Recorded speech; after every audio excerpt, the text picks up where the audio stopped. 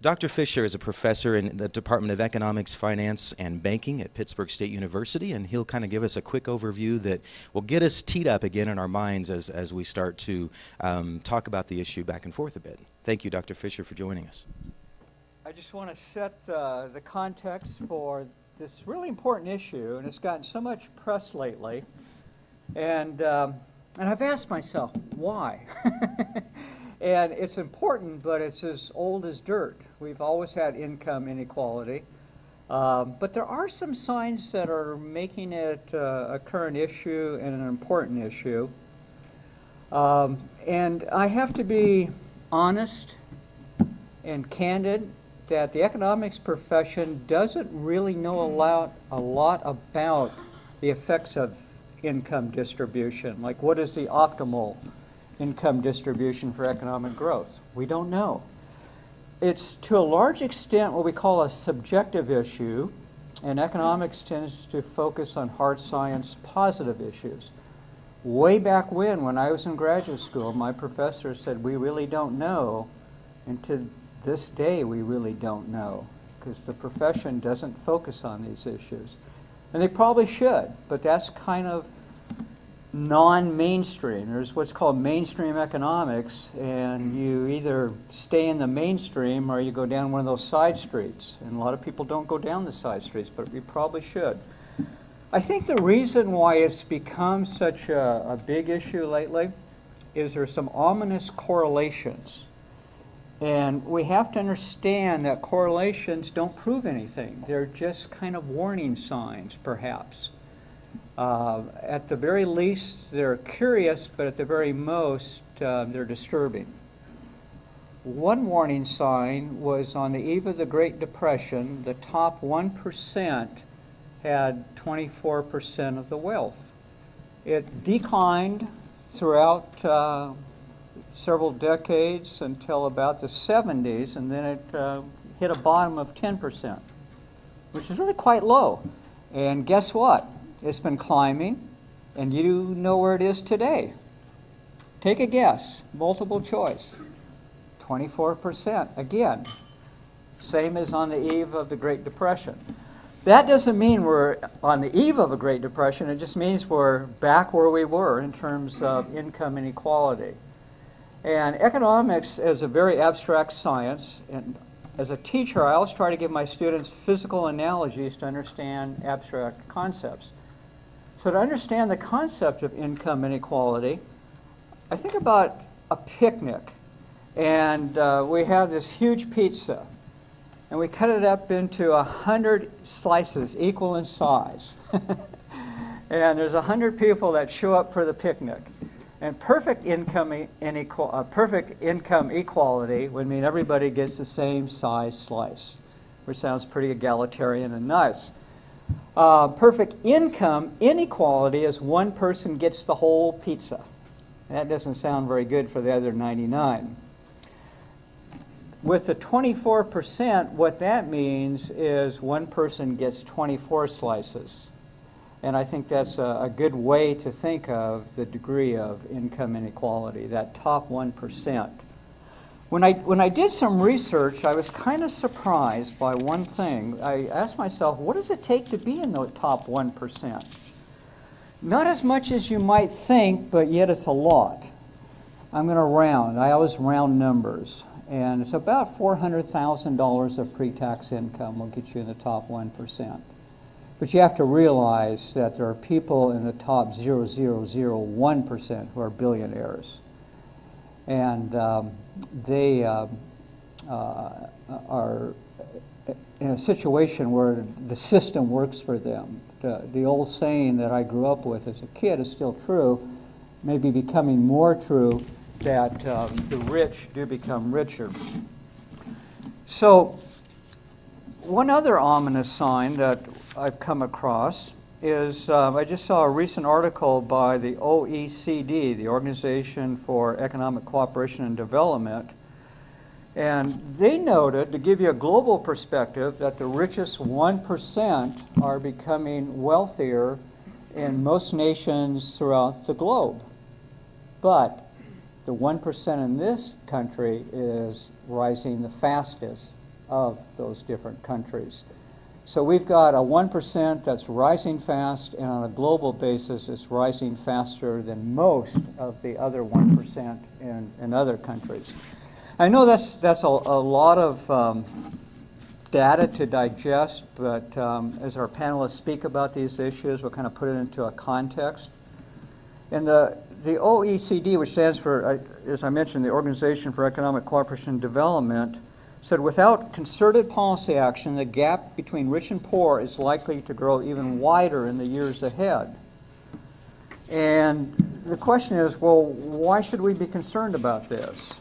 If you're not in the 1%, I guess you feel left out. But you know, I got to just as a personal footnote, when I listen to some of these billionaires talk, they're not high in the humanities scale. They may be rich, but they're not people that I would necessarily want to emulate. There are exceptions. Bill Gates and Melinda Gates, I think, are wonderful examples, and Warren Buffett and so forth. But there's some 1%ers out there that I'm not sure they rank high on the human scale, even though they rank high on the economic scale. So I'm not really that envious, to be honest. But yet it does have implications for our society. And I think there are a number of ways to look at this, and our panelists, I'm sure, are going to touch on this. One is, naturally, what are the economic implications of great income inequality? We're a consumer-driven economy. 70% of our engine comes from consumers. That's the horsepower in our economy. And we're losing our middle class, and without our middle class, we're losing our engine. And that's got to concern business people. Now, if you're catered to the very high end and you're a Gucci's, that's okay. But if you're selling to the rest of the world, it's not okay as a business person. So I think we have to realize that. There are moral implications, and that's probably beyond the scope of this particular panel discussion. But the issue of poverty and the homelessness and so forth, as a human being, naturally concerns me. It's something I think about. There are societal implications. At some point, you have social unrest.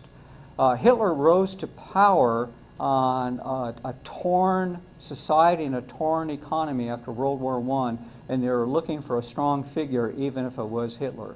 And that, I think, is something to be concerned about. That when 99% of the population, or a good percent of the population, feels they don't have a stake in what's going on, then society, the social fabric begins to come apart. Democracy loses some of its vitality, or maybe a lot of its vitality.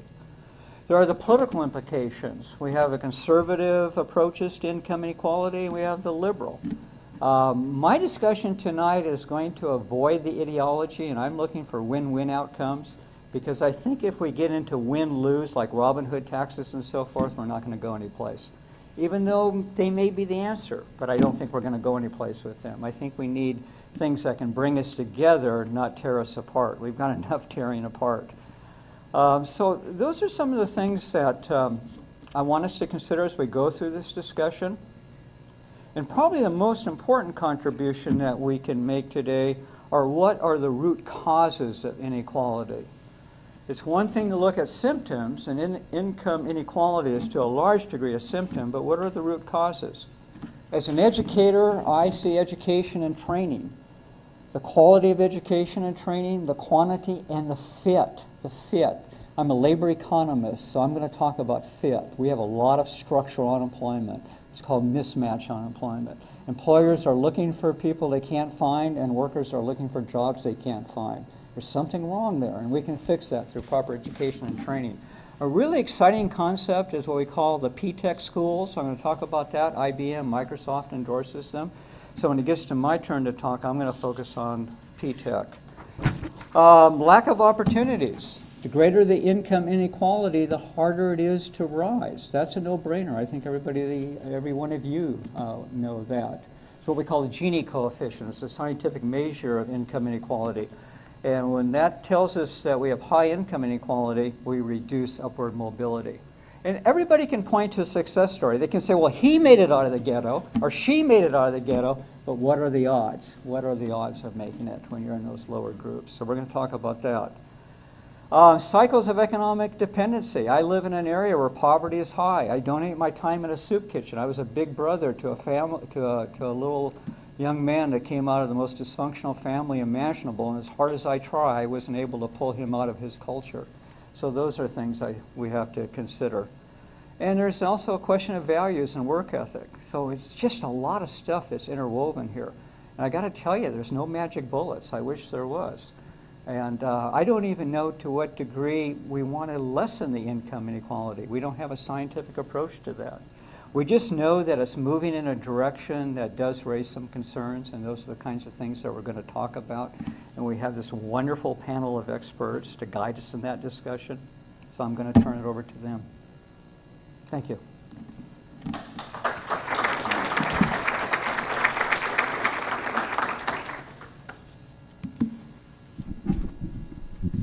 So between now and 2 o'clock, and please join us. I think there's one empty spot up there, definitely.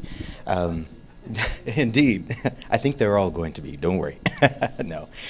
Between now and 2 o'clock, we'll have a chance to hear from each of the panelists, and we have some prepared questions that they've had a chance to look over as well. And I really appreciate Dr. Fisher, being able to set up that issue for us, especially his mention of, the whole gap in supply and demand as far as workforce is concerned, because that's really the reason we're all here today.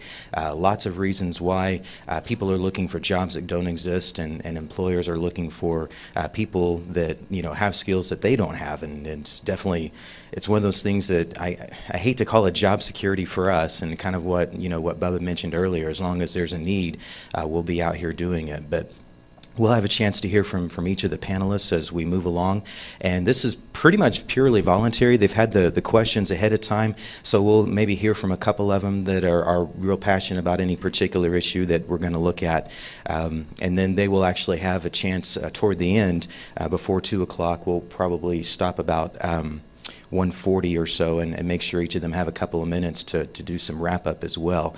Get as much packed into this little over an hour as we can do today. So here's the first issue that we're going to look at. It's been advocated that the real problem is not income inequality, but rather lack of upward mobility. Has it become easier or harder for people to climb the economic ladder in recent years? And do we have anyone that would like to start with that issue? I guess I'll go ahead and get started. My name is Jeff Birdsong. I teach at NEO A&M in Miami, Oklahoma. I wanted just to make a little plug here that I'm really impressed that we're having this forum and we're talking about this. And I know that many of us know that this is a big issue. But in terms of popular culture, I think it's very interesting that the best-selling book on the Amazon bestseller list right now is a 500-page book on economics. Now, who thinks that would have happened? Harvard Press certainly didn't think so, because they ran out of copies and they had to make a new edition of it. So, and it's Thomas Piketty's book on capital, which, as Dr. Fisher mentioned, the rich are in fact getting richer, and that certainly is a concern. For my area in social sciences, there's a social impact to this. As I teach American government, I always have some kind of smart aleck students in class that like to say, none of this makes any difference. And I feel compelled to say, yes, it does. You get out there and you vote, you make a difference. But we're starting to see research like the book Capital, and also what I refer to as the Princeton study. I would suggest you Google that sometime. The Princeton study, oligarchy, rule by the few. Very extensive research that's out just recently suggesting, in fact, that that's what it is. It's rule by the few. The elected officials, and I know we have an elected official here on our panel. She may be a little uncomfortable to address this, but that the elected officials are not concerned with what the public cares or feels about any particular issue. They're instead addressing the needs of the very few. So those are big issues, and I think they're getting greater, although that issue has been out there for quite some time.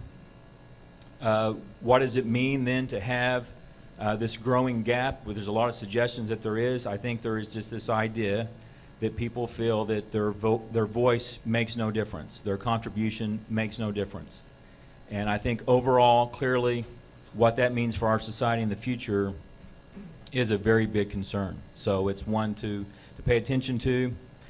History is our guide here. You look at revolutions, and we've already had the mention here, had a Hitler reference right off. It's pretty easy to do that because it is a big concern. Revolutions are based on young people feeling that they have no opportunity in the system. So that's where it's very important to address this issue and to look at the issue of the growing gap for the top 1%. Very compelling. Thank you. Please. Oh, it's on. Is this on? Hi. You did that. Rob's a nice guy. My name is John Grosbeck. I'm at Missouri Southern.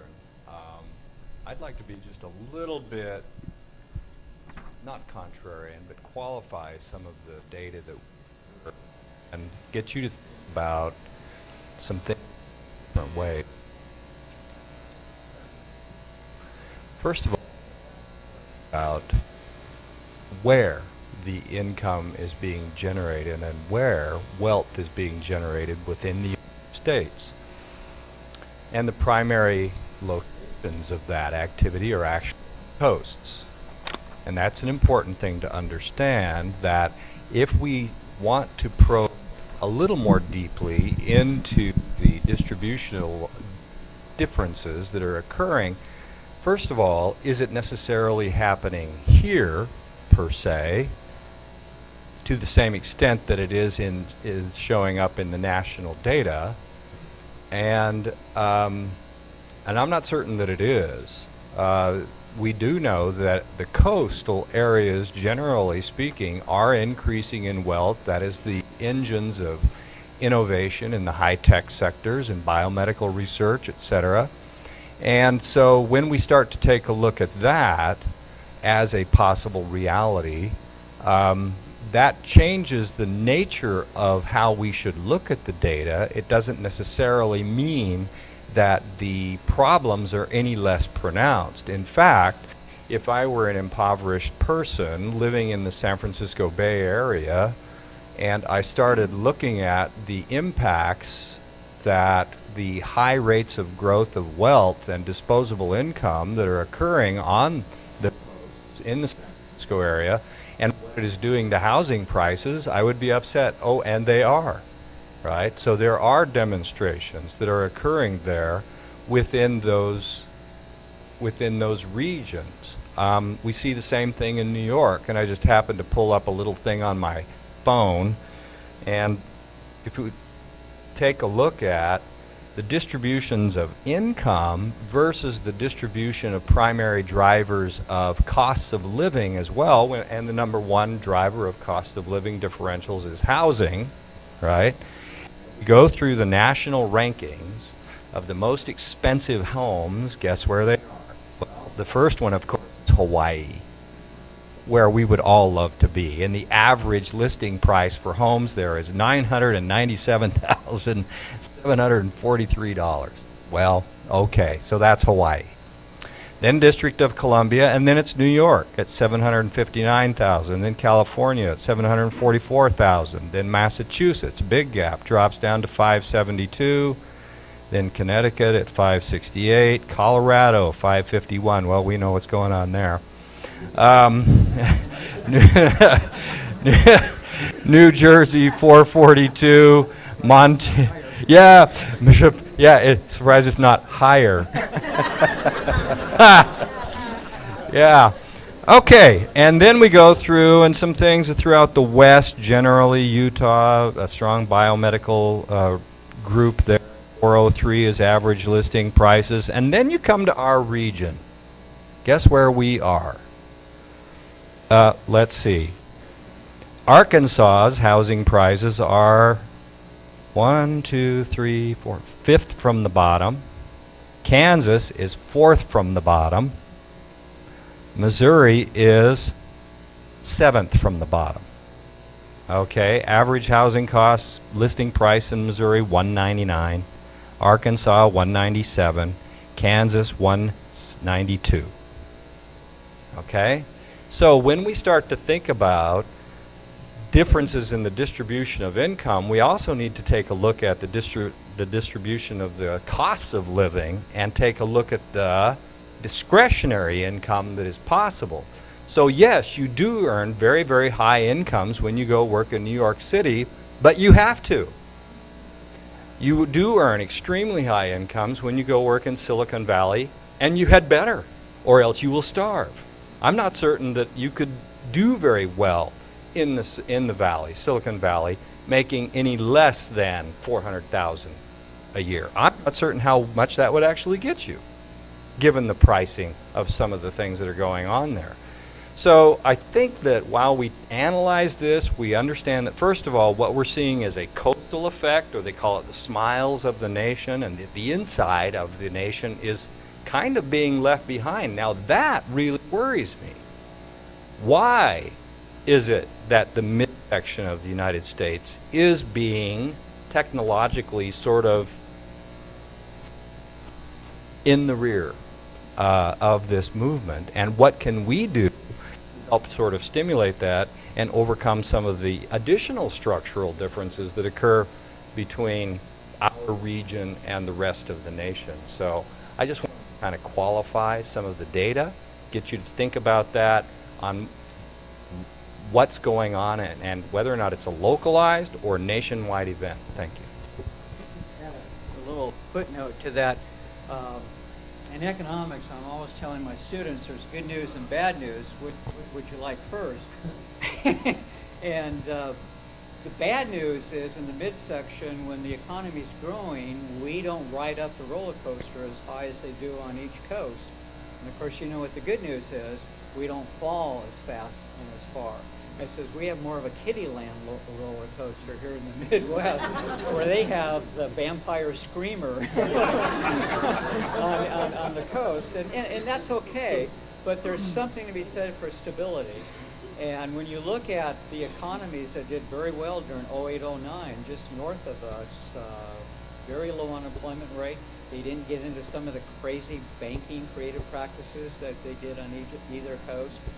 So I got some concerns about the Midwest, but there's a lot of things I like about that stability. Chad, and then we'll come to Julie. How's everyone doing today? Awesome, great. My name's Chad McDonald. I'm with the Carpenters Union. I run their training program. I've been active in the labor movement since '98. So what I'm going to do is and a graduate student at Pitt State. So I'm very proud of that I graduate this spring. But on that note, I'm going to give you my view as coming from labor, being that carpenter that was out in the field. And that inequality, being union, I don't see that nearly as much. But what spooks me a lot, I mean, I do, from our trade to the lower trade. I mean, it's really there. But we're fortunate enough to be union. We get paid a decent wage and a living wage.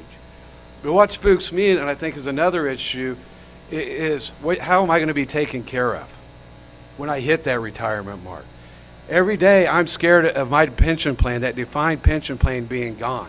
And you see on the news all the time, 401k and all these other organizations, they're lowering them or they're bombing. And that inequality is going to keep growing if we don't look at that also. I wanted to kind of throw that out there for everyone. I think they kind of go hand in hand. So. Absolutely. Julie. Okay, and Sounds like you're on. Yep. Mm-hmm. okay, and I don't mean to be contrary either, but I'm Julie Mangini, and I'm the state representative Hold that mic. from the 3rd District in Kansas. I represent the Pittsburgh area, basically, Pittsburgh, Chicopee, Lone Star, and Opolis now. I go from the state line to the county line. And I have some information here that is a little different, that said that across all states, the average income of the richest fifth of households was 8 times that of the poorest fifth. And that is across every single state in the nation. And it hasn't always been this way. It started in the mid-70s, according to some of the research that I've been looking at, and it has continued to progress. And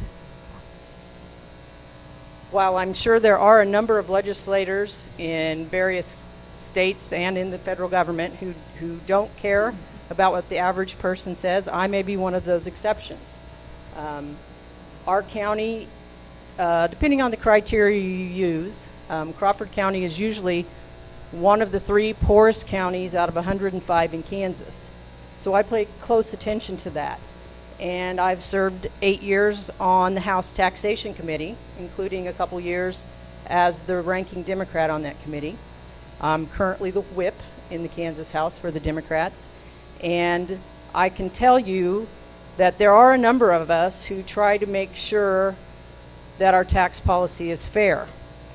Unfortunately, over the past 3 years or so, our legislature's gotten out of balance. And when that happens, I'll give you an example. In 2010, the recession was on us, and it was hitting us hard, finally. We, as he said, we're not as affected as much, either direction, up or down, but we also tend to lag behind the rest of the nation. So when it hit us the hardest was in about 2009, 2010. And at that point, we were in session. It is getting near the fiscal end of a number of local governments, USDs, school districts, and we were going to have to cut more, and we had cut a lot. We had cut like 10% and then 5% across the board, some of these cuts. And it wasn't going to be enough. We didn't have enough money. So we decided, I got to put together about 40 tax plans and had a grid. And I would meet with people and say, okay, these people are absolutely off if we have this piece in here. And these people are absolutely off if this piece is in here. And eventually we whittled it down to a 1 cent sales tax that was temporary. And the folks who didn't want to see this happen cried, oh, this is a regressive tax. And it is a regressive tax. So what we tried to do then was we raised the earned income tax credit, which would help the working poor. We raised the homestead property rebate, which helps the poor. We raised the sales tax, food sales tax rebate, because we have sales on, we have tax on food sales in Kansas. So we tried to put some mitigating things in there that were specifically aimed at those families that would be hurt the most by this 1 cent sales tax. That was to fall off after 3 years, all but 4%, I think, or 0.4, because that was going to go to our new comprehensive transportation program, which is a job creator. So there was much angst, but we tried to do very careful mitigation through tax policy, through those 3 things, to help the folks that were going to be hit the hardest. And then lo and behold, a couple years later, when it was supposed to fall off, those same people who said, this is the most regressive tax ever, wanted to keep it and give business a cut instead. And they didn't get to keep all of what they wanted, but they did keep part of it. And for their mitigation, they reduced the earned income tax credit. They removed the renter's portion from the homestead property rebate. These are folks that can't afford to own a home, but I guarantee you are paying property taxes in their rent every month. No landlord is not going to figure that into your monthly rent and remain a landlord for very long. And then they removed the refundability of the food sales tax rebate. So senior citizens who are on a fixed income that don't have any tax liability because their income is so low no longer got that money. Unless you had a tax liability, you didn't get the food sales tax rebate. It's like $70 million. That was not going out any longer into the hands of low-income folks who I guarantee you spend every dime of that, rarely save that money. And as it was said earlier, they're the engine of our economy. So Kansas is now in a downward spiral as a result of some of these tax policies that have passed over the last few years that I have not been supportive of. And we're going to have to dig our way out here very soon. So I guess my points are, it is all the way across the nation this is happening, and it's been happening for about the past 40 years apparently. But there are ways that we can lessen some of its impact if we're careful about how we address some of our public policy. All very helpful. Rob, you're smiling at me. I think you've got something to add, right? I think I'm the only one left. That's right. That You were going to get called now, on. actually, the question was something to the effect of, is there upward mobility? No. So thank you very much. Well said. But, you know, a couple of things have come up, and I'm throwing my pen at John just because he's the contrarian that started that.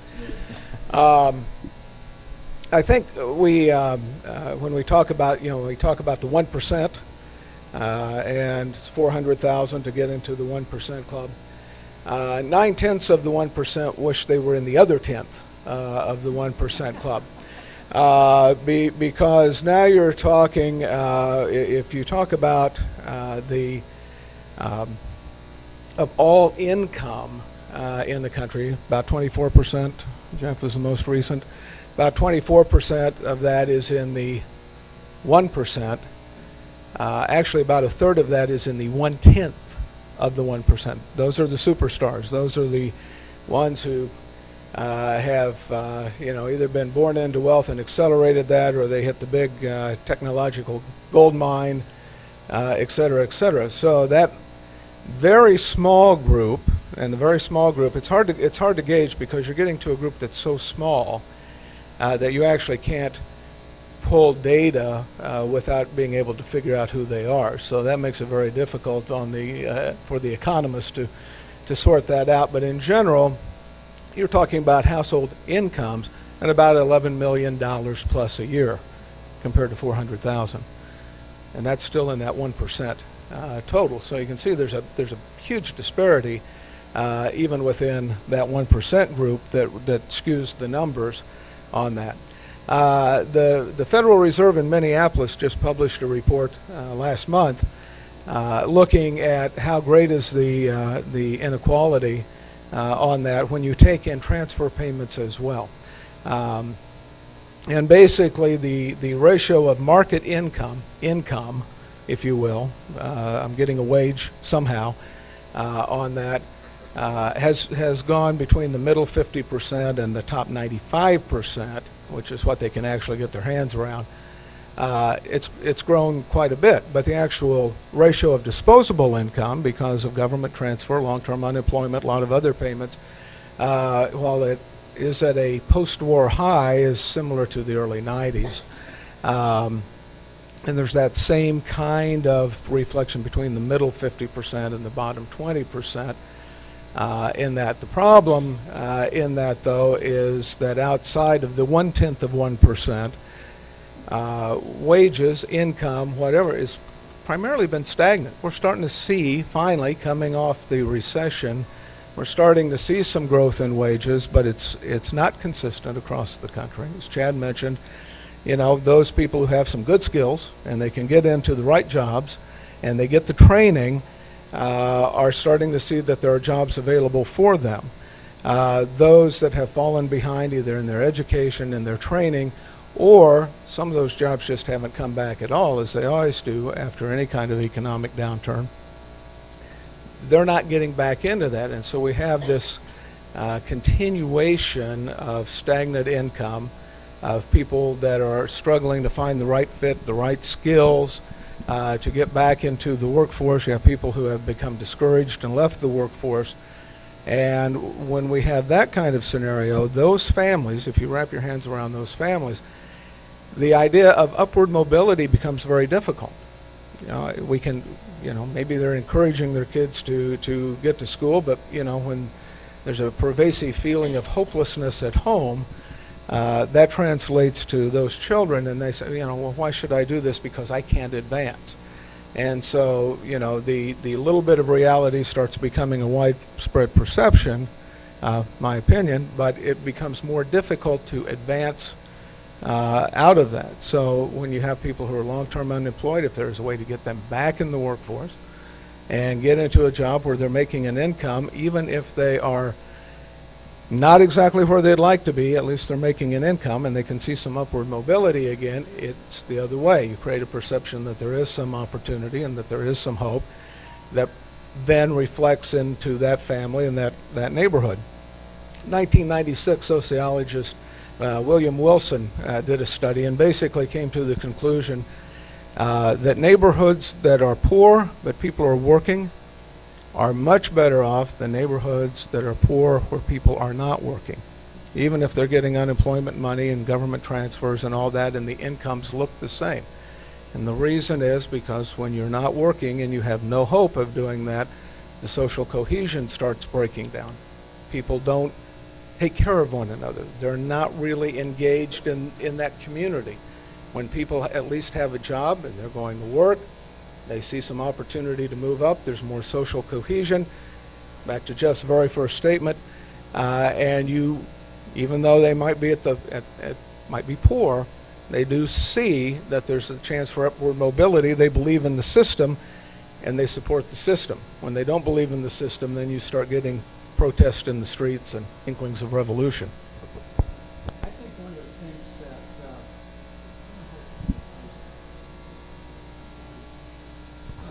one of the things that really hit me with my experience with my little brother, had him for 6 years, and the level of poverty he lived in was unimaginable. His family structure, if you want to call that, was unimaginable. And I rode in on my white horse, and I thought, wow, you know, I can really help this person. But at some point it dawned on me that, and I'm not sure about this, but it began to hit me that he and his family may think that I'm the sucker, that I'm out there working, and they're not. And I realized that I was entering a different value kingdom, and that a whole different way of thinking and a whole different culture that I was an alien to and absolutely foreign to. And the idea, and we do this in underdeveloped countries, we can call them less developed countries, we think that, yeah, they're going to want what we want. No, not necessarily. And that's how far some of those people have slid. They don't believe in those values and in that system. And that's a big challenge for us to turn around. I'd also add, as a labor economist, I'm really disturbed that we have declining labor force participation rates for both men and women. It's been declining for men for some time, but for females as well. And that's kind of a shocker. We have almost 50% of the unemployed long-term, 6 months or more. And all sorts of things happen when you're long-term unemployed. Not just losing your house, but losing your sense of dignity and your health and your own self-esteem and so forth. And then I mentioned the structural unemployed, the people that just don't fit. And I just heard a little piece on NPR the other day about how young people are having a harder time recovering from this recession than before. A lot of what's going on in the Middle East, we're talking about people over there that in a certain age group, the very young, are having a 50% unemployment rate. And that leads to the kind of unrest that isn't a good thing to see. So when I look at our young people and they're moving back home with their parents and they've lost some faith, maybe they didn't choose quite the right major in college, like economics or finance or marketing, you know, that has implications, and they're losing faith. So I think we're at a point where, and I don't want this to sound like we're against success, because I'm all for people who are successful and job creators and who are the brilliant people and the innovators and so forth. I'm a champion of capitalism and innovation and so forth, but I'd like to see the rest of the people get on the train. When our Workforce Investment Board was meeting in February, and we actually started discussing, even as a group, having this issue discussed at our Workforce Summit, we tend to think about the sound bites that we hear out of our state capitals and out of D.C. and you know, the pontificators on the cable news channels and so forth. And what I really appreciate about what I've heard from the panels so far is the issue really goes way beyond the hype in terms of trying to understand the things we've talked about in terms of hope, in terms of structural issues that we have with the systems and so forth. So I definitely appreciate all of you for addressing those, and it's very enlightening to me. And I work in workforce development as well. So very good job, folks. I really appreciate that. I think in the time we have left, because really all the panelists did a good job of addressing about 2 or 3 of the questions we had in writing. We talked about the statistics, but we also looked at some of the underlying causes in terms of what's contributing to income inequality, and probably would be some others if time would permit us to do that. But between now and roughly 1:30 or so, there are a lot lot of solutions out there, both sides of the aisle, as far as how we address some of these issues. And I would like to hear from at least a couple or more of the panelists about what you would feel would be the best approach and why. Would you like to start, Chad? First, start anti-worker legislation. That's huge to me with being in the labor movement, and I can say that, and it's right now, right to work. Only thing you can see, I'm not going to sit up here and throw data at you and all that, but if you look at our surrounding states, Oklahoma, Kansas, Arkansas, that are right to work states, it does nothing for the economy. And guess who supports these? The 1%. That's who supports such legislation. And then the 1/10 that Rod was talking about, really important, supports his Koch brothers, not even from our state, are here till May 16th or wherever, trying to get this legislation passed through. If we don't stop such legislation, this inequality is just going to keep growing, and it's going to get spiral out of control. And that comes from my views of being in the labor movement.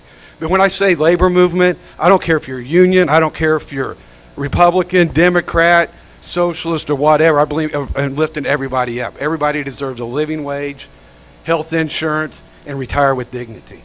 And that's just my personal view. But you got to stop legislation that destroys the middle class.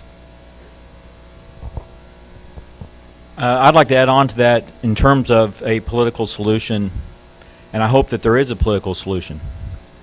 I would say we ought to have a constitutional amendment that says corporations are not human beings. That would be a great start. And then we could start to say, let's have some sort of campaign finance reform in some way. In our two-party system, I believe what you have is the opportunity to have the top 1% control both political parties to a large extent. If you had more political parties or you had some sort of campaign finance reform, I believe that would be less likely to happen. The Gini coefficient that Dr. Fisher described, at the lower end of that, where there is more social mobility and less of a control by 1%, are the Scandinavian countries. And the Scandinavian countries consistently have something called proportional representation, where they have more than two competitive political parties. That gives people more voices and more choices. And I believe that's a key part to making these reforms. I mentioned earlier the P schools, P-Tech schools. Take a few minutes to talk about that. Yeah. Really caught my attention. The idea of a I think it's P-Tech on. school is it's a 6-year program, high school plus an associate degree. And a corporation will sponsor it. It's a partnership between public education and corporate America. Two notable sponsors, IBM has engaged in the P-Tech route, and Microsoft has, two powerhouse companies. And they have a selfish interest, naturally. They have a lot of mid-level positions that they cannot fill. And these are the positions between high school and college graduates. Jobs that typically have a starting salary of around $40,000 a year, what we would call middle class. And the kids that get involved in the P-Tech, they get their high school diploma, and then they have the remaining 2 years. And these are the so-called STEM disciplines, science, technology, engineering, and math, and that's what these companies are interested in. We're going to hear a lot about STEM over time. And every student is assigned a mentor from, say, IBM, the sponsoring company. And that mentor helps them through the program. And IBM helps design the curriculum, not the high school curriculum, but the technical curriculum. And they're saying, this is what we need. And then they guarantee that when they graduate, they will hire them. And I think that is cool. That is really cool. And those are the kinds of win-win situations that we have to get involved in. If we go down the divisive route in terms of income inequality, we're not going to get any place. We've got to find ways that we can unite and say, this is good for us and it's good for you.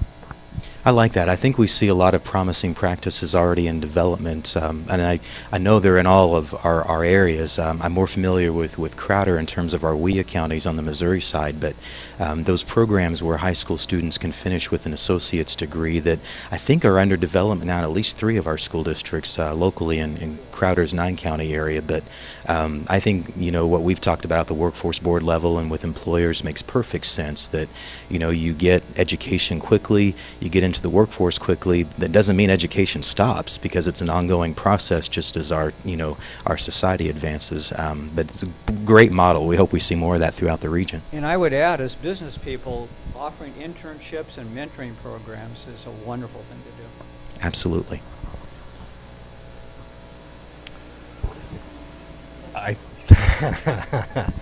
Okay, I'm the dean of the business school. I suppose I should say a couple of things along those lines. I first of all do not think that we can eliminate poverty with the stroke of a pen. Legislation and redistribution doesn't solve it. I don't believe that that is the case. You may redistribute income, but at the same time, let us always be very careful about asking ourselves the question, what have we done to incentives to work? What have we done to incentives to produce and to engage and to take responsibility individually for our personal lives? I think that those things are also important and need to be balanced against immediate needs versus long-term reality. I know that there have been grand experiments with social policy in the past. Some of them have been utter failures. Public housing projects in Chicago, for example. What was that? Cabrini Green or whatever it is? Cabrini Green, yeah, etc. Some of those things just, they didn't work. And it's okay in America to experiment and try, but then also know when it doesn't work and then ask hard questions. And none of us should be insulated from hard questions. So trying to unravel something that is so complex, that includes individual incentives, that includes people's preferences for leisure versus consumption, right? You know? Yeah, labor economics, that's right. I'm also one, but but the important thing is that we have a comprehensive look at it, that we evaluate what does this do to incentives to produce and to engage and to participate in the labor market. When we start asking those questions, it's a scientific issue. It is also a social issue. But does correlation necessarily infer causality? And in which direction? We have really hard questions, you know, and the more that we learn, the more that we should understand what we don't know. And the thing is that each and every one of us can think of personal examples of people that represent the entire spectrum of responses. You take a look at some people who they had an opportunity to go to school, they captured that, they took it, they came from a low-income place and a real dysfunctional family background. They were very grateful for the student aid that they received. They took it, they went on, they graduated, they developed a firm, they made a lot of money, they hire a lot of people. Great, right? We know other people that I can personally think of that they got on unemployment benefits and et cetera, and then said, great, now I don't have to do anything. I can sit home and watch TV and eat bonbons. Okay, now, can I apply either of those stereotypes to the truth of what is most representative of people within a particular situation? No. The truth is going to be an individual choice, and it will be something where we have hopefully then highly motivated people that would like to have dignity in their lives, that want to be self-reliant. But I think at the end of the day, probably the guiding principle that we should all adhere to is that individuals that are in a particular situation We, from the outside, cannot fix them. We cannot, via external things, if there are problems, we, from the outside, cannot mandate that they do certain things, either through legislation or whatever else. They have to choose. Now, can we structure incentives? Yes. Can we increase the palette of opportunities for them? Yes. Can we do things like that? Yes. So once again, there's a short-term need versus the long-term need, and should we go out and cancel people's welfare? Should we cancel, their benefits, et cetera? No, because people have to. They have to eat, right? And their children need to live, and they need an education. And yet, in some of our funding mechanisms, the demand for more prisons have crowded out funding for our education, and our educational systems then are the primary engine of actually stimulating a middle class. And yet we increasingly seem to put it at risk, and so now that's completely self-serving. But I do believe that is an important element of it. Now, should we be efficient with how we spend those education dollars? Absolutely. No one is part of the pro-waste party. But nonetheless, I think that we have to be careful. It is a very, very complex issue, and it comes down to the individual. It's tough to make social policy that targets an individual, because we have to sort of lump people together. But we have to be careful in understanding what is causality, what is correlation, and how does this unwind for an individual. I'll just very quickly add that much of economics is based on the fact that people respond to incentives, and to a certain extent we can structure the incentives. If we have time, I'll tell you what I think is a very interesting experiment on incentives and how people did respond in the right way. But sometimes we don't have the right incentives, and that's a big part of the problem. Well, I guess there's a few things I'd like to comment on, and one is, interestingly, for my labor friend on the end, there was not as great a gap in income in the mid-'70s, when about 40-some% of the labor force was involved in a union. Now we're down to about 7%. So whether that supports his theory or not, I think it is an interesting piece of information after he talked about raising all boats. I also think that we certainly can't legislate our way into good times for everyone. I understand that completely. But I do believe that there are things we can do to target certain groups of folks that will help provide them, strengthen their ability to move out of poverty. And we can remove obstacles that are in their way. And in my other job, because we're a citizen legislature in Kansas, I'm the HR director for the Pittsburgh School District. And the elementary school where my kids attended, over 90% of the kids in that school were on free or reduced lunch. Less than 10 kids in the whole school were not on free or reduced lunch.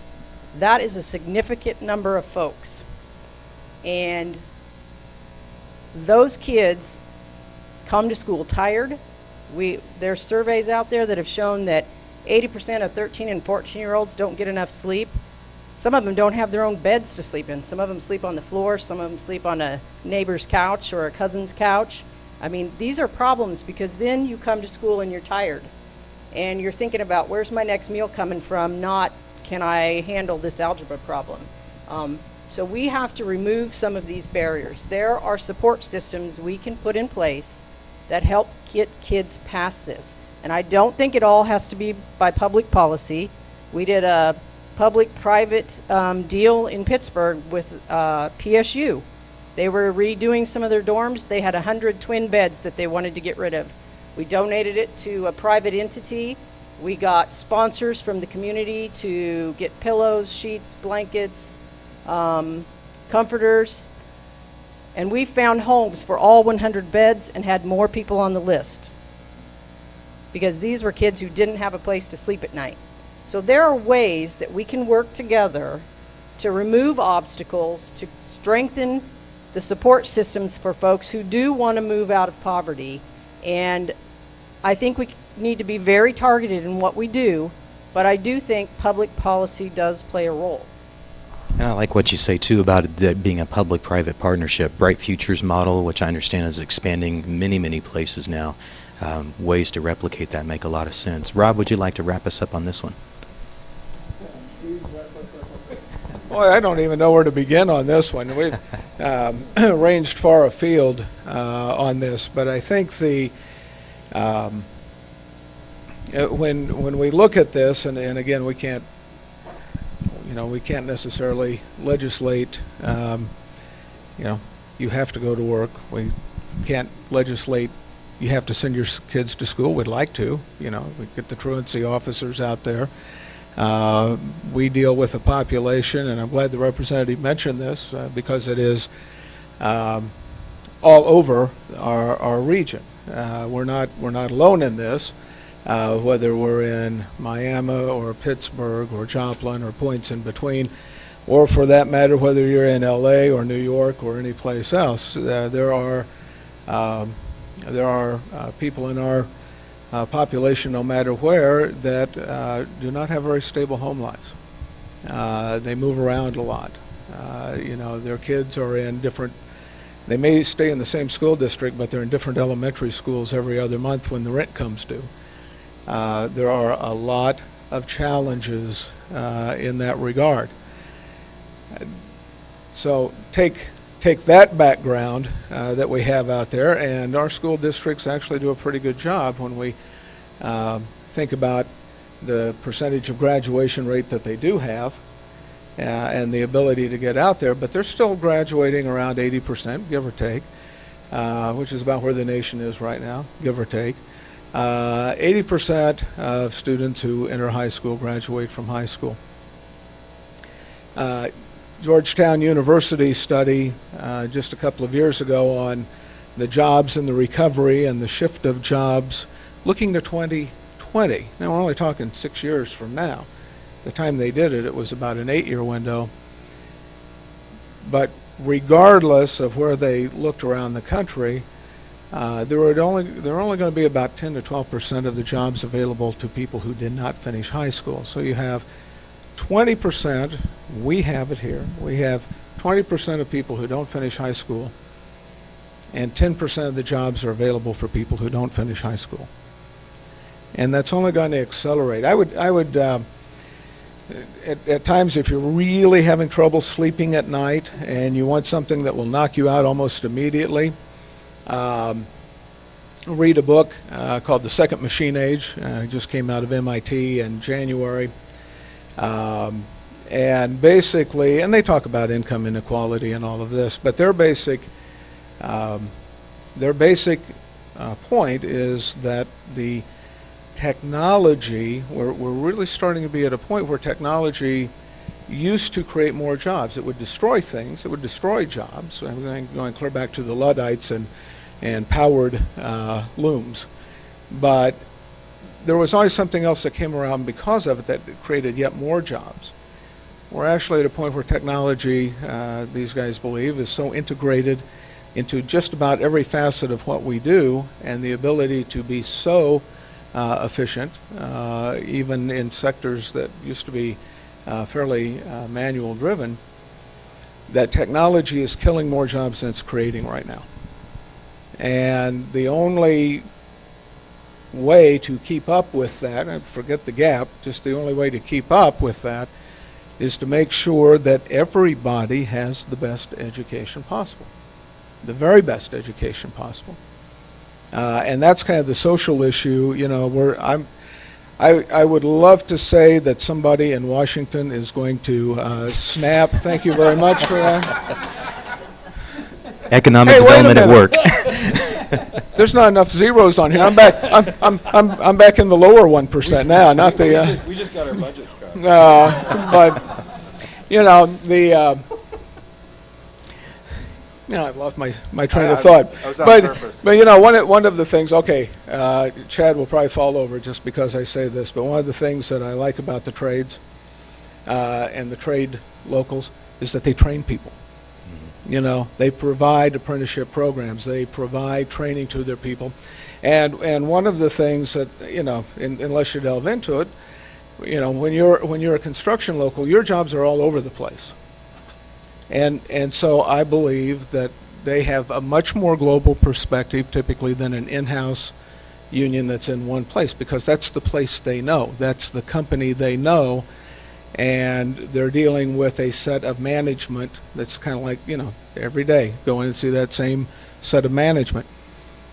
When you're in the construction trades, you know, this month you're dealing with a set of management because it's this construction company and these guys who want this building. Next month your guys may be somewhere else. So they really have to think about what are the skills necessary. And not just the hard skills, but also the interpersonal skills. How do we convey that? How do we operate in this? And they have done an excellent job in this over the decades in terms of really making sure their people are trained to tackle about any job. And so they are a resource for training people in the population who may not have the right skills today, but who could still do some things.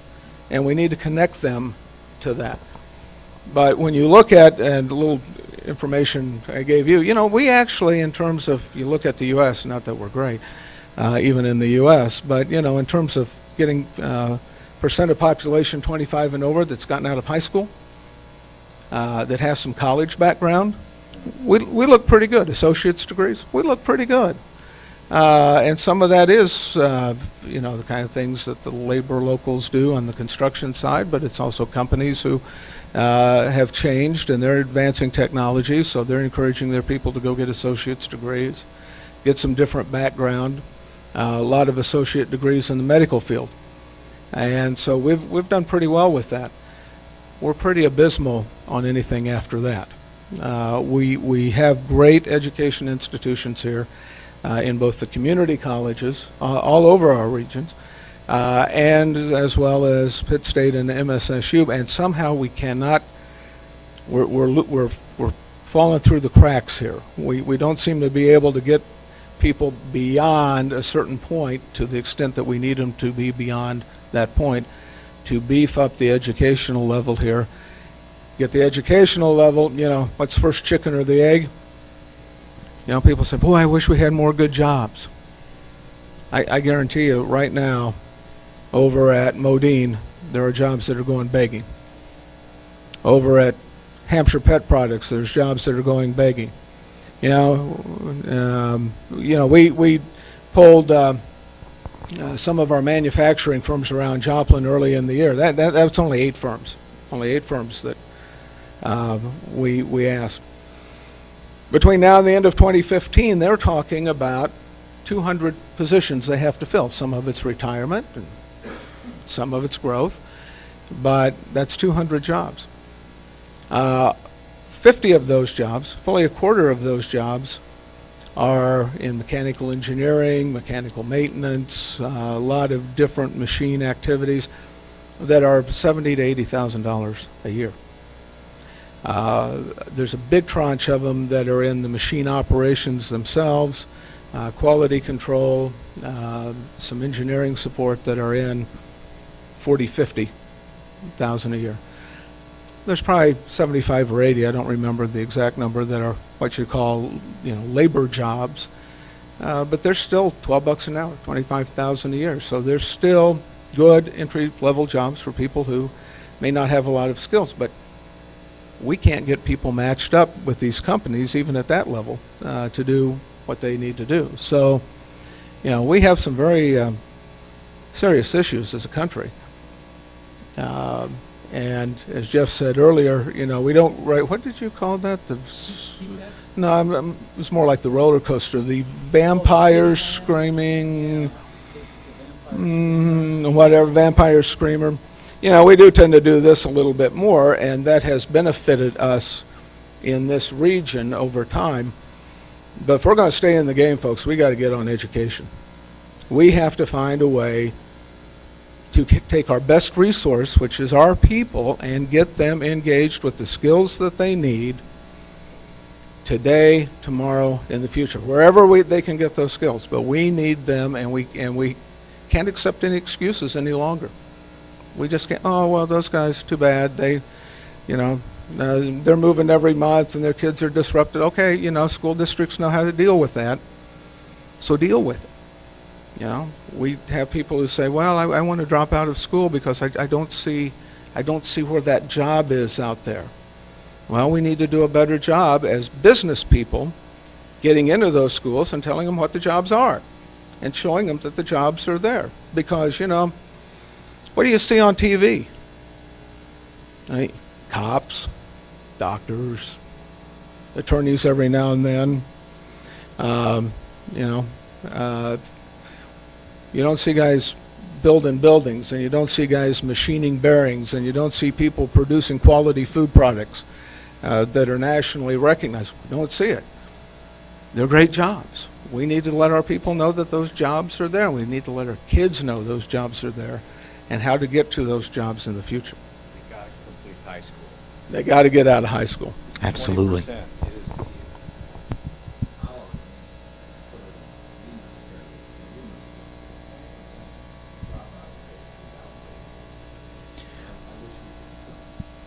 As we draw closer to 2 o'clock, we're going to let each of the panelists have a couple of minutes here at the end.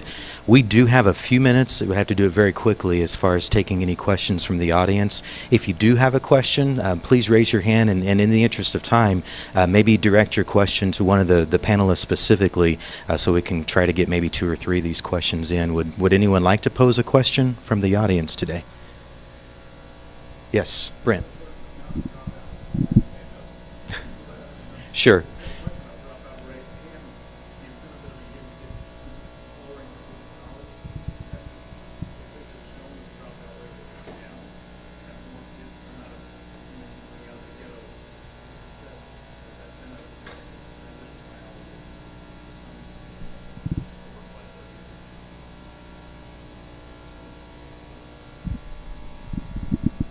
Well, I can tell you that some of those rates are based on a student graduating within 1 year of what should have been their senior year. So it doesn't matter necessarily on some of these statistics that they did go back and get their degree. 16-year-old girl gets pregnant. She goes part-time to the Crawford County Learning Center instead of to the regular PHS because she's got a child to care for now, and she probably has a job now as well. And so it takes her 4 years to graduate from high school instead of 2. So she's counted as a dropout, period. Kids transferring from high school to high school, sometimes that counts against you as a dropout as well. So some of the statistics are a little more dire than I truly believe it is. And with online courses and with places like the Crawford County Learning Center, where kids who have struggled in a typical learning environment can come in and work at their own pace or have a job. There are a number of kids in our community, and I'll be honest, I was one of them growing up. I came from a single-parent household. I worked from the time I was 13 on, and I gave my check to our family to help pay the bills. So I know that there are kids exactly like that, and even more so now, who have to do that. So the typical learning environment may not work as well for them. But as long as we keep emphasizing the importance of having that high school degree, and as long as we keep trying to provide a way to tear down those obstacles, and that sometimes that is financial, sometimes it's financial. Sometimes we have to find ways to help kids not just get to a 4-year university, even though I have PSU in my district, but get to a trade school or get to an associate's degree, because a lot of these are the kind of jobs we need to fill. And I just think it's so very important that we provide the supports that these kids need, because having been at the poorest school in our district with my 3 children, those kids appreciated everything. If somebody came and talked to them about brushing their teeth and gave them a toothbrush, you would think they'd given them a $500 bill. They were so excited about it. So they do appreciate support, and they do want to make something with their lives, and we just have to make sure that we can keep some of those obstacles out of their way and ensure that they graduate. It may not be in the time frame that is considered by statistics the time frame to graduate, but a lot of them, I think, do come back and graduate. Maybe one more question? Okay. And these will be quick answers, right? Well, you know what my answer will be, so I'll just move it on. Of course, yes. Of course, yes. I have students working their way through college, so yes.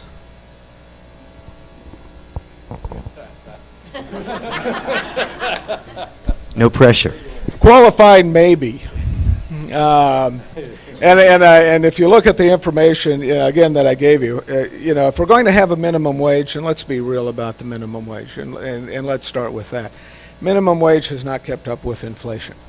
And we get in this pattern where whether it's the feds or the states, they put a minimum wage in place, and then it sits there for years before it gets up again. So in the meantime, those people who are true minimum wage earners, there's a gap for them in their earnings before they kind of sort of catch up again. 1965, the minimum wage in the U.S. was $1.25. Today it's $7.25. It really ought to be about $9.50. But there are regional differences too in cost of living. If you think about it, if it was $9.50 nationally, based on that, it really is only about $7 here, which is less than the going minimum wage.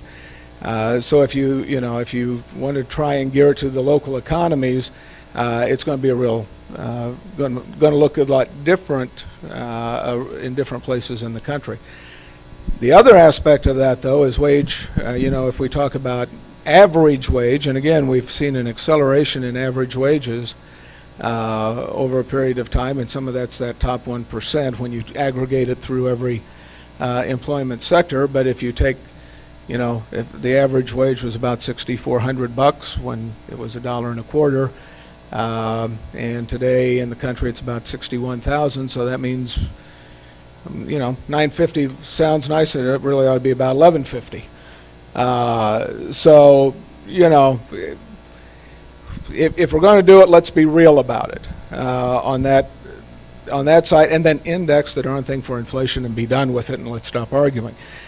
There are better ways. Expansions of the earned income tax credit that was mentioned. We have that at the federal level. It's paltry. It is not enough when you think about moving people up so they can get that income. States like Kansas and Missouri, Kansas in particular, have tried to address that. That helps in piggybacking.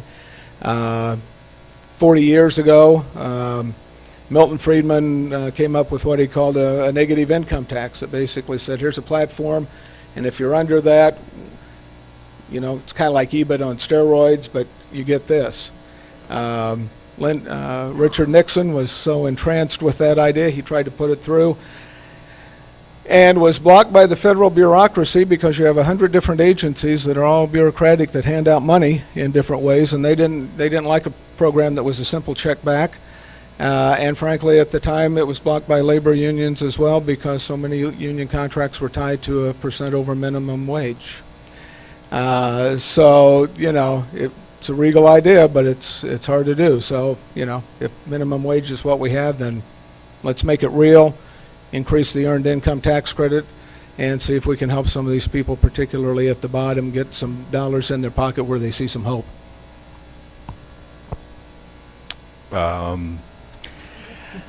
I personally think that in the United States that the current minimum wage is non-binding anyway, in the sense that the prevailing entry-level wage is already higher than that, so it's irrelevant.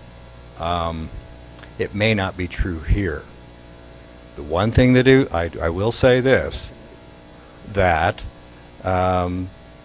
people do respond to incentives, and if you start increasing the minimum wage to a point where it becomes technologically, financially feasible to replace labor with capital, they will do so. And the unemployment rate in that pool of people will go down, will go up. And so you have to be careful. You have to weigh these things in the balance, evaluate it regionally. Right now we're trying to do a one-size-fits-all federal standard. It doesn't really work. So I think, frankly, the system itself is broken.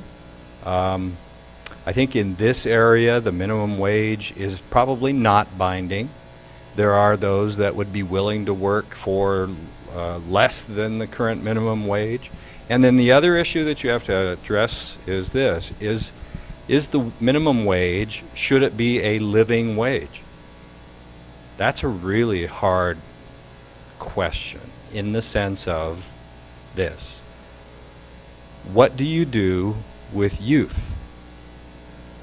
People who are young that want a job, and now you've priced it to the point where they can't make that kind of a contribution, and from their point of view, they don't want a living wage, they just want a wage so that they can make a car payment or whatever it is that they're after. So how are you going to deal with that reality? And I'd like you to take a look at the youth unemployment rates in the United States. Every time we start increasing the minimum wage, those unemployment rates go up. Do we want really future generations of kids who have never held a job? I really, personally, if I were to go back and socially re-engineer the United States, I'd be very Jeffersonian and make everybody work on farms. There's just, you know what I mean? But yeah, there is just something to be said. And how many of you know these old farm kids that learned how to work, blood, sweat, and tears? They were out bucking Hales of Bay. They were doing this, they were doing that on their family farm. And they learned how to work, and they did things, and that whole group really has a strong work ethic. Well, compare that to now youth that don't work, that don't have a job, that don't have an access to a job. Technology has replaced that, and or we have priced it to the point where you have to have a fairly substantial skill set in order to be even considered for a job at X income. So if you're going to increase the minimum wage, be careful of the technological replacement effects, and be careful, please, about what that does to the youth, and how are we going to then create a situation where our kids get work experience. Not just cleaning the bathroom at home, but how are they going to get a real work experience where they have to show up, be on time, do something, contribute what they can, right, and have that experience. I don't know. I think that is a really hard set of issues. So I'm giving it a qualified, eh.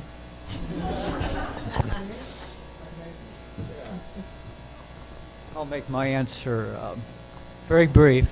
I think the key thing that's been said so far is providing access to employment for young people so that they can have a work experience, and it can be a positive work experience. And sometimes the minimum wage stands in the way of that. As a labor economist, I have gone back and forth on that. I have not come to a clear answer, and I guess I'm in good company. I just listened to an interview of Warren Buffett on the minimum wage, who is far, far brighter than I am. And he says he keeps going back and forth and he can't decide. The problem is there's some real gains and some real losses, and it doesn't target the problem and it treats the symptom. But I can't say I'm against it, and I can't say I'm for it, and I wish I could give you a better answer.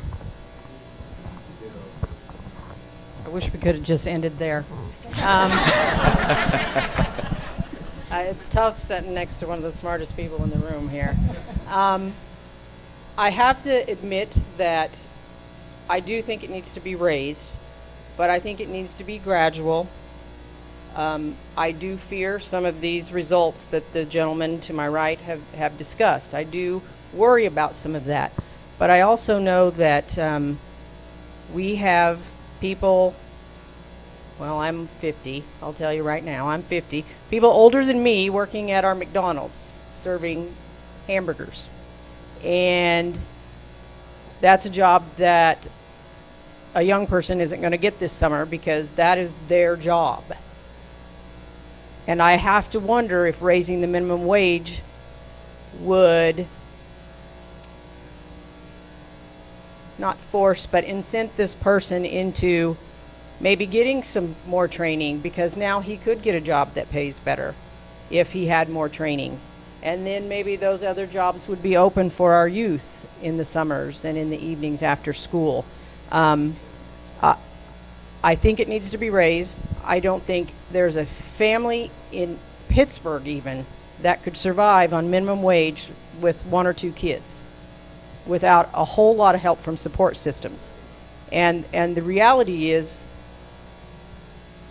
we're going to pay for people who don't make enough money to survive one way or another. We can either do it through increased wages, or we can do it through support systems funded by your tax dollars.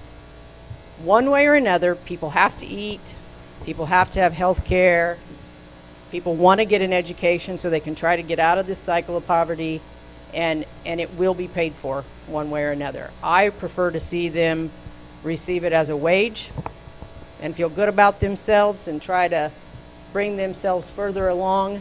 But I do think that it's a huge jump if we're going to what people are talking about sometimes, and it needs to be a gradual increase so it doesn't negatively affect the businesses. So we covered a lot of ground in quite a bit of time there, an hour and 15 minutes or so. We are the only thing standing between the sweetness or the break of sweets and stuff out in the exhibit area, but we definitely want everyone to have, and if you had something out on minimum wage, you can do that here, but everyone to have 2 minutes, please, as we wrap up to anything that you wanted to cover but couldn't, or re-emphasize. And Julie had the mic a second ago, so let's start with you and we'll go on down the line. And if you have other questions for these folks, grab them. Well, not physically grab them, but get their attention as on the networking break here in just a bit. and continue the dialogue going, but let's have a couple minutes of each one, and less than that's even better as we wrap this up. Well, I thank you for your attention. I looked out here and I try to be good about panning the audience, and everybody did seem to be engaged and not looking down at their phones and not thinking, well, these people never stop talking, so thank you for that. I do think it's an important subject, and I do think it has far-reaching implications for our society, but that's a hard concept to wrap your hands around. I will tell you this much, that some of the policies that were put in place in Kansas, and my husband's an attorney, so he's an LLC, no longer has to pay income tax. And what we've found now, that in 2013, the bottom 40% of households pay more in taxes now because we've shifted things to sales tax, or we've removed part of their earned income tax credit, or we've removed their ability to get the homestead property refund, any number of things, and the top 60% have saved money. So we've created winners and losers, and that's what public policy often does. I think we need to be more careful about how we choose these winners and losers, because it is having a negative effect on the Kansas economy. And so be careful what you wish for sometimes, I guess is what I would say, and realize that there are some serious consequences sometimes when we make rash policy decisions. Such a difficult issue with so many aspects and implications. I would just have 2 closing comments. One is, I'm intrigued by the fact that in the early 60s, when I was a college student, I can remember saying, you know, we really need more people in technical schools. And I'm thinking, we're still saying that, and we haven't quite learned that lesson yet. They're wonderful paying jobs, but yet we disparage them as a society. We don't give them the status of the so-called professions and so forth. We've neglected that area for 5 decades. I think it's time to change our thinking on that one. We have more and more messages that's saying we need to address it. IBM says they have 2,000 mid-level technical jobs they cannot fill because there are people not qualified. So I think that's a big factor. I'm an economist, but I'm a human being. On a humanitarian level, I just think there's stuff that all of us can do on an individual level to reach out to people who could use some help in life. And there's so many ways we can help other people, especially young people. And that may not solve the problem, but it's like that old adage about walking along the beach and throwing a starfish back in the ocean, and somebody says, you can't save all the starfish, you can't make a difference. And you say, well, I made a difference to that one. And if we all do that. Oh, I got this one. On my own. Yes, absolutely. People, we have to take a look at the individual's incentives. We have to take a look at what resonates with them that will help them, which means that we need to know who they are. They have to have a face. Our education systems need an opportunity to work with them. And to my wife is a first grade teacher, and she sees this and it just breaks her heart. She had a kid the other day, a new kid showed up. Hi, tell us about your family. And it's the 8th school he's been in this year. 8th, first grade. And tell us about your family. Do you have any brothers and sisters? Yeah, I did, but my dad murdered him. Wow. And she thought he was kidding. And he wasn't. You know? What is going to happen? What is happening to us at the individual level? It's a horrible thing. I mean, I'm sorry, I shouldn't have shared that story, but I am just telling you, these issues are in this community, and the dysfunctions that exist in certain strata, I don't know how we're going to undo it. I think that we must care. We must know them. We must reach out. That, and maybe here's a novel concept, going back to my Jeffersonian philosophy.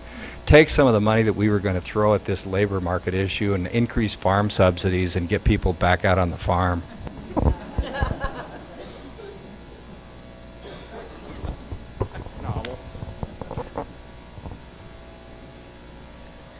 I'm schizophrenic on every one of these issues.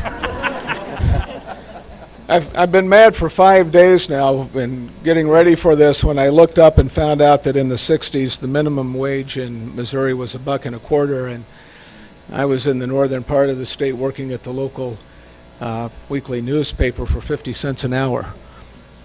So I was really kind of getting cheated on that thing somehow. On the other hand, it was a great job. I learned how to do lots of things. I learned how to run a press. I learned how to take photographs. I learned how to go out and talk to people. You know, when I finally proved that I was worth something, you know, then I got $1 an hour. I'm getting close. You know, are there better alternatives than minimum wage? Yes, there probably are. Do we have the political will to address them? We don't seem to. We just keep bringing up the minimum wage. Maybe it needs to be a tiered wage so we can encourage youth to get involved in the workforce, encourage employers to hire them. As John mentioned, the recognition, though, is, and we talk about, well, there's so many people here at minimum wage, and now, you know, we'll have a job loss there if we raise it. We have to remember that puts upward pressure on every other job position from that point forward as well. And, you know, there's a lot of technology out there, and it runs 24 hours a day without a lot of supervision. And companies will buy that rather than putting it back into labor. And so we need to be very careful of the unintended consequences of that along the way, and there are some. But, you know, in sitting and listening to this, you know, I've decided that it made a heck of a lot of sense for Virginia and Maryland to each give up a little bit of land to create Washington, D.C., and Maryland took theirs back. But it made a heck of a lot of sense to do that when we had 13 colonies, because it was the center of the universe.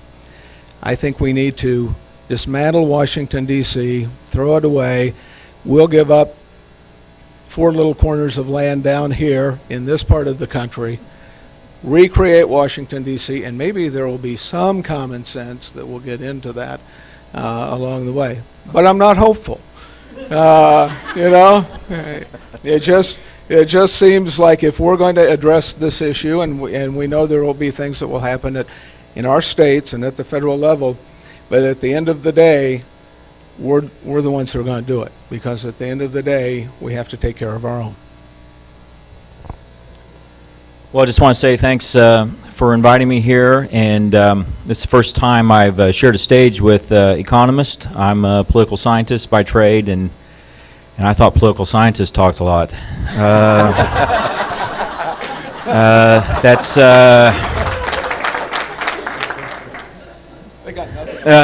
It's been something else. Here's a number for you. We've thrown out a lot of numbers here. $3 billion. That's how much the top hedge fund manager made last year. $3 billion. And we've been debating knocking up minimum wage a buck or two. Let's keep that in perspective. And I have to say, I'm going to stand up for political science here and politics. We have this idea that you can't change society with the stroke of a pen. Well, let me just throw something out there for you. 19th Amendment, 1920, gave women the right to vote. I don't think some of you would be here if that hadn't been passed with the stroke of a pen. So, politics does matter. Thank you. I just want to thank everyone also for having me here. Now I'm going to start on the global economy.